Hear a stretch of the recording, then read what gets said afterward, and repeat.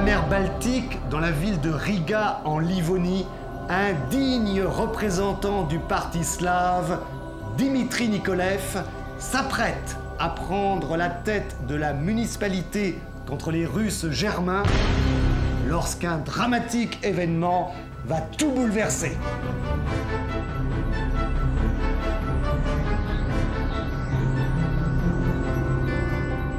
Un homme seul avance dans la nuit comme un loup entre les blocs de glace entassés par les froids de l'hiver. « Enfin, la frontière !» s'écria-t-il. « La frontière livonienne, la frontière du pays !» C'est qu'il vient de loin, cet homme. C'est un fugitif. Il fuit depuis plus de 2 mois la police russe et la frontière qu'il franchit enfin est celle de l'Empire russe avec la Livonie. Le contexte de la Livonie et des 2 autres provinces baltiques est alors particulièrement complexe. C'est d'ailleurs ce que nous découvrons en suivant la conversation entre 2 hommes et une jeune femme dans le salon d'une maison du faubourg de Riga.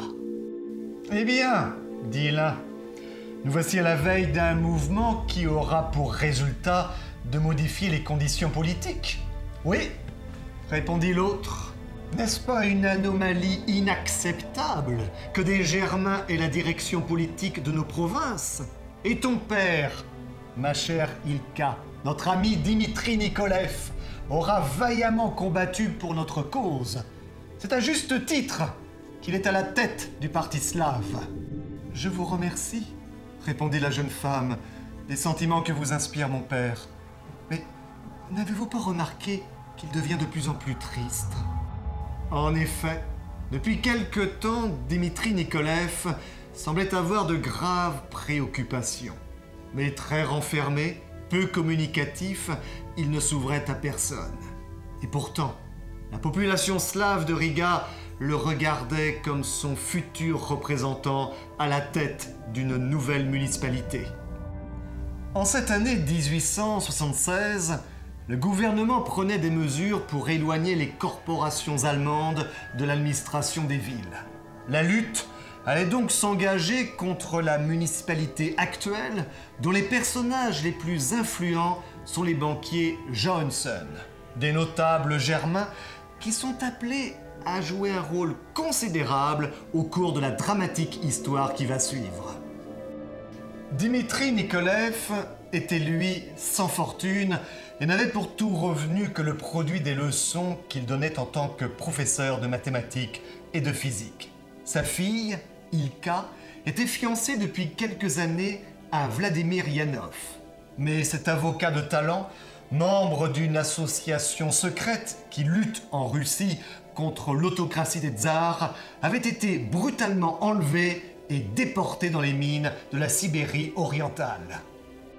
La petite fortune de Vladimir Yanov, constituée de 20 000 roubles en billets, avait été mise en dépôt auprès de Dimitri Nikolev. Mais le dépôt se fit si secrètement qu'Ilka n'en eut jamais connaissance. Cependant, elle ignorait aussi autre chose. Le père de Dimitri Nikolev avait laissé en mourant des affaires très embrouillées. Dimitri résolut de payer les dettes et parvint à rembourser quelques milliers de roubles et chaque année, il put économiser sur son travail de quoi fournir de nouveaux acomptes aux créanciers. Or, ce créancier, c'était la banque Johansson Frères. Dimitri Nikolev pouvait-il espérer que les frères Johansson lui accorderaient un délai? Non. Ce n'était pas seulement le banquier, l'homme d'affaires, devant lequel il se trouvait. C'était l'ennemi politique, le rival dans le mouvement anti-germanique qui se préparait. Ce matin du 13 avril, la Malle-Poste part pour la ville de Revel avec 2 passagers. L'un se nomme Poche, un brave homme au service des banquiers Johansson et qui doit transférer pour un correspondant de Revel un portefeuille contenant 15 000 roubles en billets. Un autre voyageur, mystérieux celui-ci, se cachait en partie la figure avec son capuchon. Les conditions de ce voyage sont extrêmement pénibles dans la bourrasque. Soudain, à 6h30 du soir, un terrible choc se produisit. La voiture perdit l'équilibre et se coucha. L'endroit était désert. Une faible lueur brûlait à 200 pas au coin d'un bois. « C'est le cabaret de la Croix-Rompue !» dit le conducteur. Le tenancier, un certain Croff, d'origine slave, veuf, âgé d'une quarantaine d'années, tenait ce cabaret en ce coin isolé. Autour des tables causaient et buvaient quelques paysans et bûcherons, ainsi qu'un brigadier de police du nom de Heck. Poche et son mystérieux compagnon de voyage venaient chercher refuge pour la nuit. Le voyageur, dont le visage était toujours caché, demanda à pouvoir disposer dès maintenant de sa chambre, expliquant au tenancier Croff qu'il partirait seul dès 4 heures du matin. Il sembla bien au brigadier Heck qu'il reconnaissait le son de cette voix. « Tiens, se dit-il, je jurerais que... » Tandis que l'inconnu parlait, son capuchon s'était légèrement ouvert et le brigadier avait pu apercevoir en partie son visage. Le lendemain, à l'heure dite, le voyageur, toujours coiffé de son capuchon, quitta l'auberge dans l'obscurité de cette fin de nuit. Au retour du jour, c'est une scène terrifiante qui se révèle dans la chambre de Poche. L'employé de banque est retrouvé mort, avec à l'emplacement du cœur une blessure de forme assez singulière provoquée par un coup de couteau ayant une lame particulière. Son portefeuille était ouvert, vidé des 15 000 roubles qu'il contenait. Une enquête de police est aussitôt engagée et très rapidement, le mystérieux voyageur devient un suspect évident. Un coup de théâtre se produit lorsque le brigadier Heck révèle auprès de son supérieur qu'il a reconnu ce voyageur. « Tu le connais ?» demanda l'officier. « Oui. Et si le meurtrier est bien le voyageur en question, dit Heck, c'est le professeur Dimitri Nikolev. »« Dimitri Nikolev ?» s'écria l'officier stupéfait. « Lui ? Ce n'est pas possible !»« Quoi ? Cet homme dont on faisait un candidat aux prochaines élections municipales ? Cet adversaire de la puissante famille des Johansson ? Ce Russe en qui se résumaient toutes les revendications du parti slave contre l'élément germanique ? Ce protégé du gouvernement moscovite ? Ce serait l'assassin du malheureux Poche ?» Interrogé par le juge, Dimitri Nikolev confirme qu'il est en effet le mystérieux voyageur. Mais il refuse de s'expliquer sur les raisons de son déplacement.